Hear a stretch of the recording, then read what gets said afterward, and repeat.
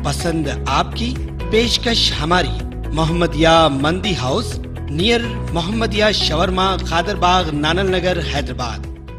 अस्सलाम वालेकुम नाज़रीन, आइए नज़र डालते हैं देश की राजधानी नई दिल्ली और उत्तर प्रदेश से कुछ खास खबरों पर।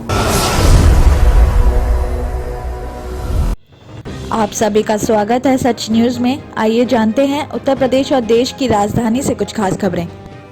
सपा अध्यक्ष अखिलेश यादव ने हाथ में गेहूं और चावल लेकर संकल्प लिया है कि जिन लोगों ने किसानों को गाड़ी से कुचला है उन्हें सत्ता से बेदखल करेंगे, किसानों पर अत्याचार करने वालों को हराएंगे। उन्होंने ये संकल्प सपा कार्यालय में किसानों की मौजूदगी में लिया है। तो वहीं अखिलेश यादव ने वादा किया कि प्रदेश में सपा सरकार आए तो सभी फसलों पर न्यूनतम समर्थन मूल्य दिया जाएगा। गन्ना किसानों को 15 दिन में भुगतान किया जाएगा, तो जरूरत पड़ी तो इसके लिए फार्मर्स रिवॉल्विंग फंड भी बनाएंगे और इसी तरह 300 यूनिट बिजली फ्री होगी और मुफ्त सिंचाई की सुविधा भी मिलेगी। अखिलेश यादव ने आगे भी कहा कि सत्ता में आने पर किसानों पर लगे सभी मुकदमे वापस लिए जाएंगे और जिन किसानों ने आंदोलन के दौरान जान गंवाई उनके घर वालों को 25 लाख रुपए का मुआवजा दिया जाएगा।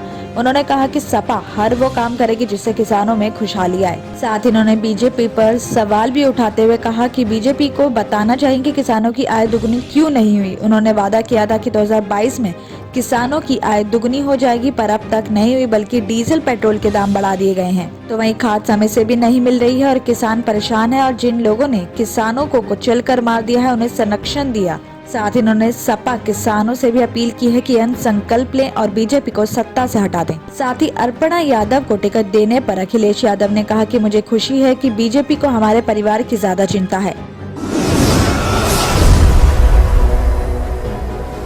प्रदूषण के खिलाफ जंग में दिल्ली सरकार ने एक और कदम बढ़ाते हुए मुख्यमंत्री अरविंद केजरीवाल ने सोमवार यानी आज दिल्ली परिवहन निगम यानी डीटीसी की पहली इलेक्ट्रिक बस को हरी झंडी दिखाकर रवाना किया है।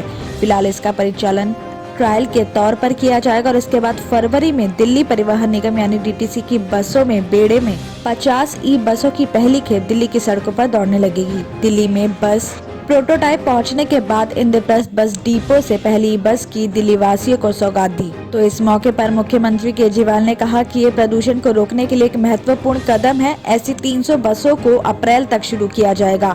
हमारा टारगेट 2000 बसों का है और ये बस सब कम से कम 120 किलोमीटर की दूरी तय करेगी। तो वहीं सीएम ने ये भी बताया कि चार्जिंग पॉइंट का भी इंतजाम किया गया है। साथ ही भी बताया गया कि इस बस के परिचालन के लिए रूट भी तय कर लिया गया है। 27 किलोमीटर के दायरे में यात्रियों को आईपी डिपो से रवाना होने के बाद कनॉट प्लेस, आश्रम, इंडिया गेट से आगे प्रगति मैदान तक जाएगी और ई बस सेवा की शुरुआत के बाद परिचालन के सभी पहलुओं का अध्ययन करने के बाद संख्या में बढ़ोतरी भी की जाएगी। इससे दिल्ली वासियों को अत्याधुनिक इलेक्ट्रिक बस में सफर करने का मौका मिलने के साथ ही दिल्ली के पर्यावरण में भी सुधार होने लगेगी और ई बसों में शून्य उत्सर्जन होने की वजह से कार्बन उत्सर्जन के मामले में भी काफी बचत होगी।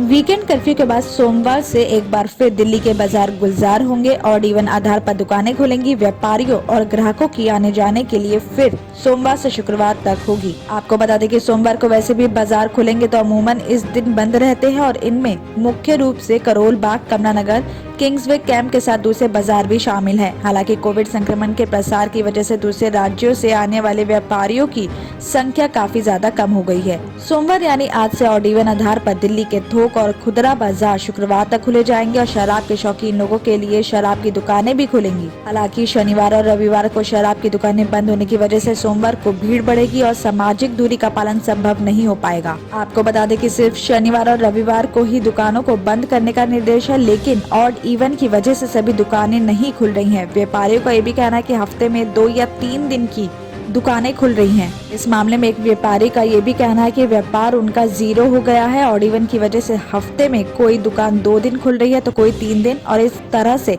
महीने में 10 दिन से ज्यादा खोलने की परमिशन नहीं है। साथ ही खुदरा व्यापार के साथ दिल्ली का होलसेल व्यापार भी प्रभावित हो रहा है। तो बाहरी राज्यों से आने वाले व्यापारियों की संख्या कम होने की वजह से थोक बाजार की बिक्री भी घट गई है।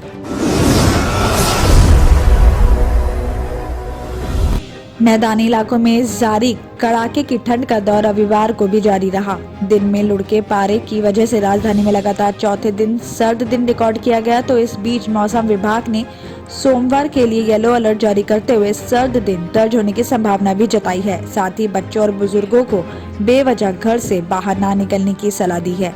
मौसम विभाग के वरिष्ठ वैज्ञानिक राजेंद्र जैनामणि के मुताबिक गत 13 जनवरी से शुरू हुआ ठंडे दिन का सिलसिला रविवार को भी जारी रहा और इस कड़ी में दिल्ली के कुछ इलाकों में लगातार चौथे दिन सर्द दिन रिकॉर्ड किया गया। हालांकि दिल्ली के आधिकारिक मानक केंद्र सफदरजंग पर इस तरह की सिचुएशन नहीं रही। जैनामणि के मुताबिक लगातार कोहरा और बादल छाए रहने की वजह से अधिकतम तापमान में कमी दर्ज की जा रही है। तो वहीं मौसम विभाग के मुताबिक अगले 24 घंटे में पंजाब, हरियाणा, चंडीगढ़, दिल्ली, उत्तर प्रदेश, मध्य प्रदेश और राजस्थान के कुछ हिस्सों में गंभीर स्तर की ठंड से लेकर ठंडा दिन रिकॉर्ड किया जा सकता है। वहीं रविवार को भी दिल्ली के कुछ इलाकों में अधिक कोहरा दर्ज किया गया। तो वहीं दिन भर रुक रुक कर धूप निकलने का सिलसिला जारी रहा, लेकिन शाम होते ही लोग हीटर और अलाव से ठंड से बचने की कोशिश करते रहे। मौसम विभाग के मुताबिक ये भी बताया जा रहा है कि अगले 24 घंटे में अधिकतम तापमान 16 और न्यूनतम तापमान 8 डिग्री सेल्सियस तक दर्ज किया जा सकता है। साथ ही आने वाली 21 और 22 जनवरी को दिल्ली एनसीआर में हल्की बारिश की संभावना भी बनी हुई है। दिल्ली और उत्तर प्रदेश की खबरों में आज इतना ही। बाकी देश भर की और तमाम खबरें जानने के लिए देखते रहिए सच न्यूज।